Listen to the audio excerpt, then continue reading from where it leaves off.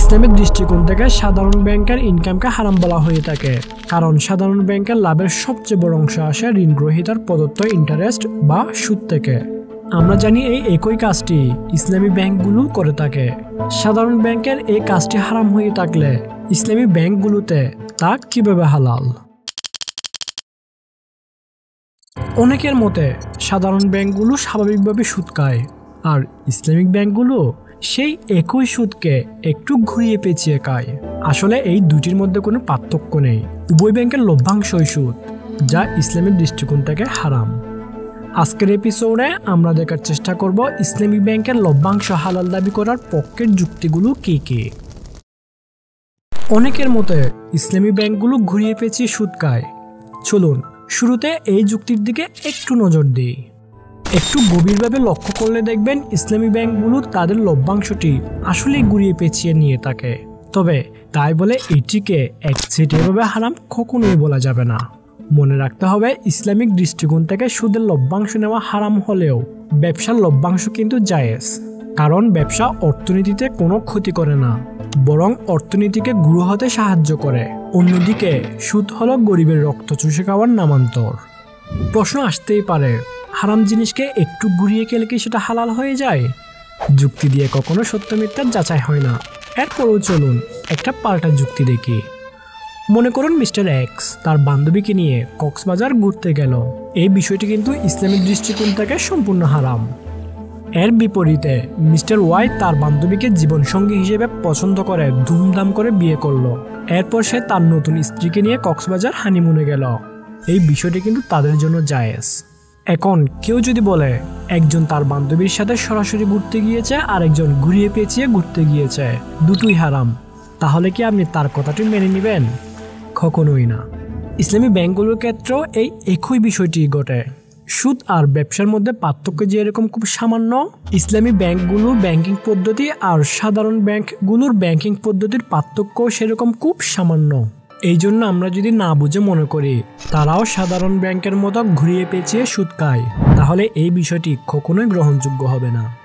সুদ আর ব্যবসার মধ্যে পার্থক্য খুব সামান্য হলেও এর ফলাফলের মধ্যে পার্থক্য আকাশচুম্বী। এই জন্য সুদের মাত্রাটাকে খুব কম পার্সেন্টের মধ্যে সীমাবদ্ধ করে রাখার চেষ্টা করা হয়, কিন্তু ইসলামে এই বিষয়টিকে 0% মধ্যে সীমাবদ্ধ করে দিয়েছে, অর্থাৎ সুদ খাওয়া যাবে না।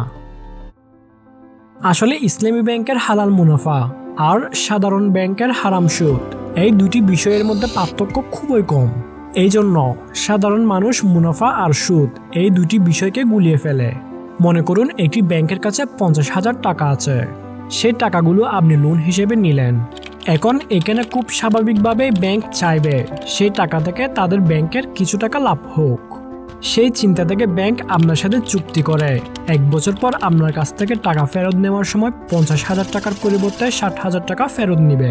এখানে ব্যাংক যে 10,000 টাকা অতিরিক্ত ফেরত নিয়েছে সেটি হলো সুদ, এবং এটি ইসলামের দৃষ্টিকোণ থেকে হারাম। এখানে নির্দিষ্ট টাকার বিনিময়ে অতিরিক্ত টাকা ফেরত নেওয়ায় সেটি সুদ হিসেবে গণ্য হবে। এই ক্ষেত্রে টাকা ছাড়া অন্য কোনো ধরনের পণ্যের লেনদেন হয় না। পণ্যের লেনদেন না থাকায় মার্কেটে পণ্যের চাহিদারও সৃষ্টি হয় না। পণ্যের চাহিদা সৃষ্টি না হওয়ায় উৎপাদন হয় না। উৎপাদন এবং চাহিদা না থাকায় উদ্যোক্তাও তৈরি হয় না। উদ্যোক্তা তৈরি না হওয়ায় বেকারত্ব বৃদ্ধি পায়। কোনো ধরনের কর্মসংস্থান সৃষ্টি হয় না।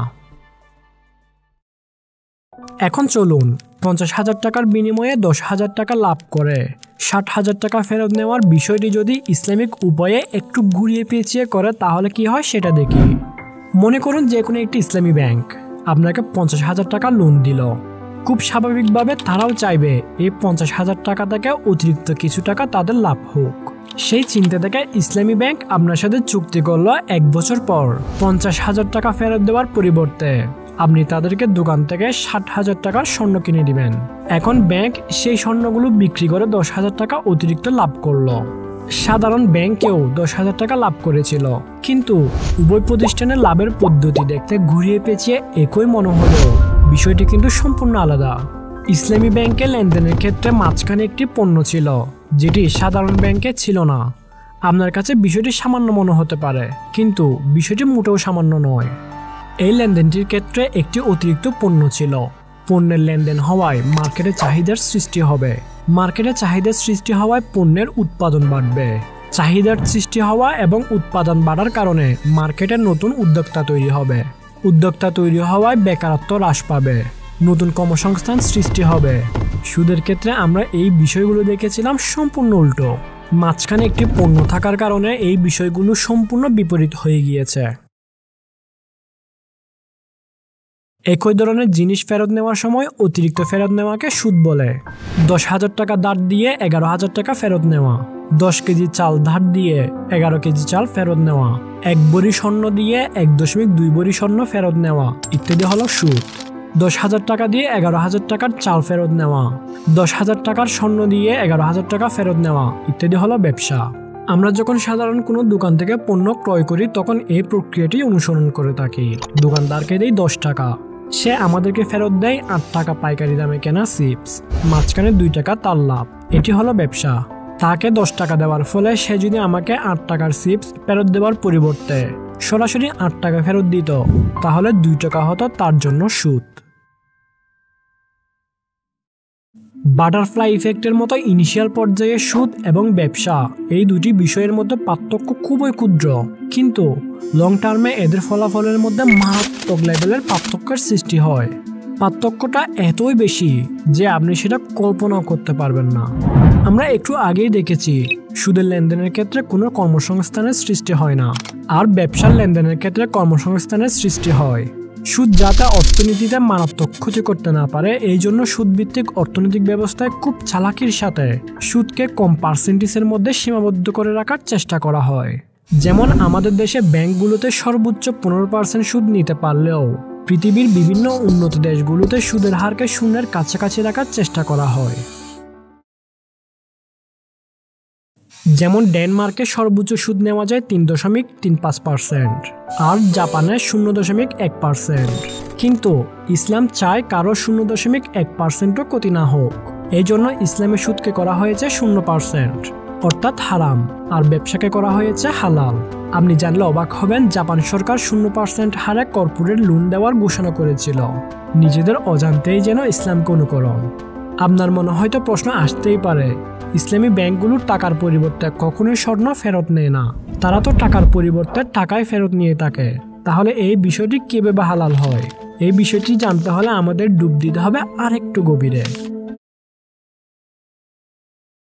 এই বিষয়টি জানার জন্য আমাদের দেখতে হবে একটি সাধারণ ব্যাংক কিভাবে ইনকাম করে। মনে করুন একজন গ্রাহক ব্যাংকে 100 টাকা জমা রাখলো। এখন অন্য একজন মানুষ কাপড় ব্যবসা করার জন্য ব্যাংক থেকে 100 টাকা লোন নিল। নির্দিষ্ট সময় পর ব্যাংক লোন গ্রহীতা থেকে 100 টাকার পরিবর্তে 110 টাকা ফেরত নিবে। ব্যাংক এখানে অতিরিক্ত 10 টাকা সুদ হিসেবে গ্রহণ করেছে। সেই অতিরিক্ত সুদের 10 টাকা থেকে 4 টাকা ব্যাংক যে 100 টাকা জমা রেখেছিল তাকে দিবে এবং বাকি 6 টাকা ব্যাংক নিজে রাখবে। এই 6 টাকা হলো ব্যাংকের লাভ।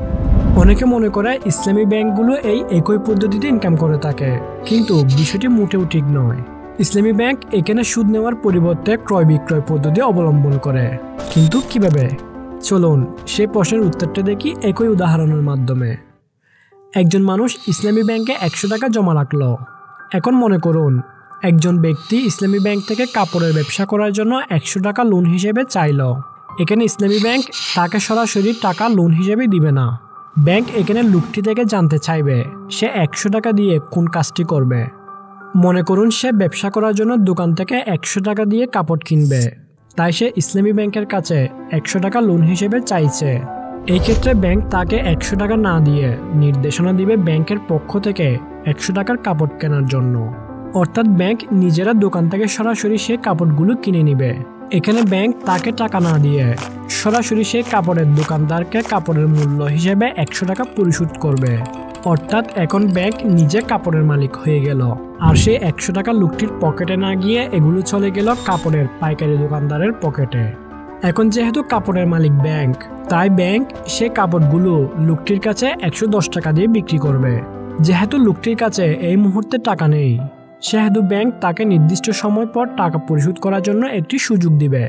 সে যখন নির্দিষ্ট সময় পর কাপড়ের মূল্য 110 টাকা ব্যাংকে পরিশোধ করবে, তখন ব্যাংক অতিরিক্ত মুনাফা 10 টাকা থেকে 6 টাকা নিজে রাখবে এবং বাকি 4 টাকা ব্যাংকে যে 100 টাকা জমা রেখেছিল তাকে দিবে। অর্থাৎ এখানে ছোটখাটো একটি কাপড়ের ব্যবসা হয়ে গেল। এখানে কিন্তু টাকার পরিবর্তে টাকার লেনদেন হয়নি, বরং কাপড়ের পরিবর্তে টাকার লেনদেন হয়েছে। তাই এই ক্ষেত্রে বিষয়টি কখনোই সুদের পর্যায়ে পড়বে না। ইসলামী ব্যাংকগুলো সরাসরি টাকা লেনদেনের পরিবর্তে পণ্যভিত্তিক এই ব্যবসার সিস্টেমটি অবলম্বন করে থাকে। ইসলামী ব্যাংকগুলো আসলে এই সিস্টেমটি অনুসরণ করছে কিনা, লেনদেনের প্রক্রিয়াগুলো আসলে ইসলাম সম্মত হচ্ছে কিনা, এই বিষয়গুলো দেখার জন্য প্রতিটি ইসলামী ব্যাংকেই শরিয়া বোর্ড আছে। যাই হোক, শেষ করব আজকের এপিসোডে কেবলমাত্র ইসলামী ব্যাংকের লভ্যাংশ হালাল হওয়ার পক্ষের যুক্তিগুলো উত্থাপন করার চেষ্টা করেছি। যেহেতু আমাদের অর্থনৈতিক ব্যবস্থাটাই হারামের উপর দাঁড়িয়ে আছে, তাই এই বিষয়গুলো আসলে কতটুকু হালাল হচ্ছে এর বিপক্ষেও চাইলে অসংখ্য যুক্তি দাঁড় করানো যায়। তবে সেই আলোচনা আজ নয়, সেগুলো দেখার চেষ্টা করব অন্য কোনো একটি পর্বে। অসাধারণ সব ইনফরমেটিভ ভিডিও পেতে সাবস্ক্রাইব করে দেখতে থাকুন আমাদের ইউটিউব চ্যানেল সালমান রিজভী। পাশাপাশি ফেসবুকেও পেয়ে যাবেন আমাদের পেজ। আল্লাহ হাফেজ।